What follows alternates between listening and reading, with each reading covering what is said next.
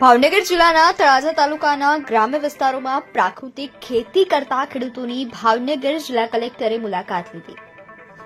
આજરોજ ભાવનગર જિલ્લા કલેક્ટર, તળાજા મામલતદાર તેમજ પ્રોજેક્ટ ડાયરેક્ટર આત્માના ભાવનગરના જે.એન. પરમાર સહિતનાઓએ તળાજા તાલુકાના શેળાવદર ગામના પ્રગતિશીલ અને પ્રાકૃતિક ખેતી કરતા ખેડૂત અરવિંદભાઈ દુલાભાઈ જિંજાળાના ખેતરે મુલાકાત લીધી હતી. પ્રધાનમંત્રી નરેન્દ્ર મોદીના સપનાને સાકાર કરવા ગુજરાતમાં રાજ્યપાલ આચાર્ય દેવવ્રતના માર્ગદર્શન હેઠળ વધુમાં વધુ લોકો પ્રાકૃતિક ખેતી કરતા થાય તેવા પ્રયત્નો આત્મા પ્રોજેક્ટ અંતર્ગત કરવામાં આવી રહ્યા છે. ત્યારે આજે આત્મા પ્રોજેક્ટમાં જોડાયેલ ખેડૂત અરવિંદભાઈ છેલ્લા 6 વર્ષથી પોતાના ખેતરમાં પ્રાકૃતિક ખેતી કરે છે અને સારું એવું ઉત્પાદન પણ મેળવી રહ્યા છે. તેમજ પોતાનો માલ પોતાના ખેતર ઉપરથી જ સીધો ગ્રાહકને વેચી રહ્યા છે અને સારો નફો મેળવી રહ્યા છે.